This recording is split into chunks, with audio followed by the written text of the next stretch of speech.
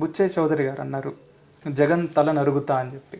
ఆయన మాటలపై మీ విశ్లేషణ? గోరంట్ల బుచ్చయ్య చౌదరి అని ఆయన ఫౌండర్ మెంబర్ తెలుగుదేశం పార్టీకి. ఎన్టీ రామారావు గారితో చాలా సాన్నిహిత్యం ఉన్న వ్యక్తి. ఈ గోరంట్ల ఇందా నేను చెప్పా కదా, ఆచరణలో ఆపరిచేయడం డర్టీ రాజకీయం అని చెప్పని. ఈ గోరంట్ల బుచ్చయ్య చౌదరి అనే వ్యక్తి రామారావు గారితో ఉన్నప్పుడు, రామారావు గారిని పదవీచ్యుతుడిని చేసినప్పుడు ఇదే చంద్రబాబు నాయుడు గారిని తూర్పారు పట్టాడు ఆయన. గోరంట్ల బుచ్చయ్య చౌదరిని అంటే కూడా ఆ పేరు ఎత్తితేనే చిర్రుబుర్రలాడేవాడి అని చంద్రబాబు నాయుడు గారు. ఈ రాజకీయాలని మాకు తెలుసు బాగా. అటువంటి వ్యక్తి సరే అనివార్య పరిస్థితుల్లో వేరే దిక్కుతోచని స్థితిలో ఆ రోజున రామారావు గారి పక్కన ఉన్నటువంటి వాళ్ళందరూ కూడా ఇటే వచ్చారు. వచ్చి చేరిన తర్వాత సరే ఏదో గెలిచాడు. ఈసారి ఏం ఎక్స్పెక్ట్ చేశాడంటే సీనియర్ మోస్ట్ క్యాండిడేట్ కాబట్టి చాలా అవన్నీ పాతవన్నీ మర్చిపోయి ఈయనకి స్పీకర్ పదవి ఇస్తాడని చెప్పని ఎక్స్పెక్ట్ చేశాడు. ఆయన ఇవ్వలేదు. మంత్రి పదవి ఆయన గ్యారంటీ అనుకున్నాడు, అది ఇవ్వలేదు. దాంతో ఆయన అబ్జర్వేషన్ ఏంటంటే, మీ ఇప్పుడున్న క్యాబినెట్ని ఒకసారి అబ్జర్వ్ చేయండి. టీడీపీ క్యాబినెట్ని అబ్జర్వ్ చేస్తే సీనియర్స్ అందరినీ కూడా మూల కూర్చోబెట్టారు. పోనీ కొత్త వాళ్ళల్లో కూడా ఎవరు వాళ్ళు ఎంత ప్రతిభావంతులా అంటే ఉన్నారు, ప్రతిభావంతులు లేరంటానికి వెళ్ళేది కానీ వేళ్ల మీద లెక్క పెట్టేవాళ్ళు ఉన్నారు. బట్ అక్కడ ఇచ్చిన వాళ్ళందరూ either youngsters and staunch loyalty to Nara Lokesh or otherwise big shots.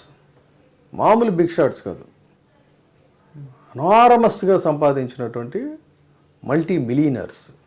వాళ్ళకి కానీ వీళ్ళకి కానీ మంత్రి పదవులు వచ్చి మొత్తం మీరు తిరగండి చిట్టా అంతా కూడా తిరగేస్తే తెలుస్తుంది. అటువంటిది ఈ మిగతా వీళ్ళకి ఎవరికి ఇవ్వాల. సో రీసెంట్గా కొంతమంది మీద అసంతృప్తి ఉంది, రీషఫిల్ అవుతుంది, 2-3 మార్చే అవకాశం ఉంది, ప్రత్యేకంగా గోదావరి జిల్లాల నుంచి అనేది ఒక స్పెక్యులేషన్ టీడీపీలో. దీన్ని గమనించి ఈయన ఏం చేశాడంటే వీళ్ళందరికీ మంత్రి పదవులు నోరు పారేసుకున్నటువంటి వాళ్ళకి, తొడలు కొట్టినటువంటి వాళ్ళకి, లేకపోతే ఇష్టారాజ్యం కింద వాళ్ళకే కదా పదవులన్నీ వచ్చినాయి. ఓహో రెబెలియన్గా ఉండాలి, అంత మనం ఎంత రెబెలియన్గా ఉంటే అంత పదవులు దక్కే అవకాశం ఉందన్నమాట అని ఈయన ఏం చేశాడంటే ఈయన ఒక గొంతు ఎత్తాడు.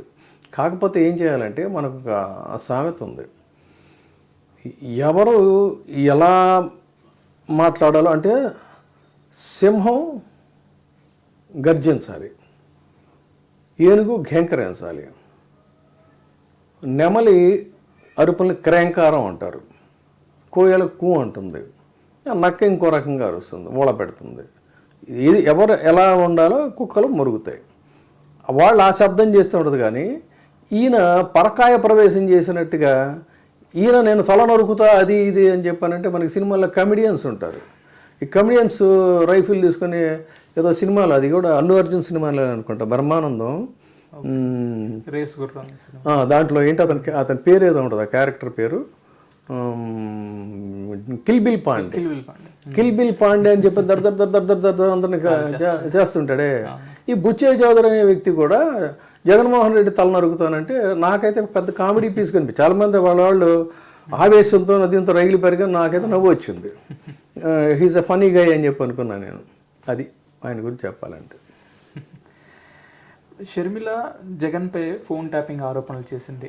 జగన్ కేసీఆర్ కలిసి నా మీద చేస్తున్నారు, వాళ్ళ రాజకీయ లబ్ధి కోసం ఆవిడ్ని రాజకీయంగా పేరు పోగొట్టడానికి ఇలా చేస్తున్నారని చెప్పేసి ఈ ఫోన్ ట్యాపింగ్ ఆరోపణల గురించి మీ అభిప్రాయం ఏంటి? అందులో అసలు వేస్ట్ టైం వేస్ట్ మాట్లాడుకోండి. ఇప్పుడు ఫెయిల్యూర్ స్టోరీస్ కొన్ని ఉంటాయి. అంటే ఒకే వ్యక్తి ఒక వేదిక మీద ఉన్నప్పుడు వాళ్ళకుండే ఇంపార్టెన్స్, వాళ్ళ ఆర్ఆర్ డిఫరెంట్గా ఉంటుంది. ఆ వ్యక్తి మళ్ళీ ఇంకో ప్లేస్లోకి వెళ్ళినప్పుడు వాళ్ళ ఇమేజ్ ఇదైపోతుంది. సో మనకు దాంట్లో కూడా ఒక పద్యం ఉంది, స్థాన బలిమి కానీ తన బలిమి కాదయా విశ్వదాభిరామ వినోరవేమ అని వేమన దీంట్లో. ఆ స్థాన బలిమి ఆవిడ ఒక స్థానంలో ఉన్నప్పుడు బ్రహ్మాండంగా ఇదైంది. ఆ స్థానం ఎప్పుడైతే ఆవిడ దాటి వెళ్ళిన తర్వాత ఇంకా అసలు ఆవిడ మాట్లాడుకోవటం కూడా వేస్ట్. ఇదంతా ఏంటంటే ఏదో పేపర్ పబ్లిసిటీ అది ఇదంతే తప్ప పబ్లిక్ ఇమేజ్ లేనప్పుడు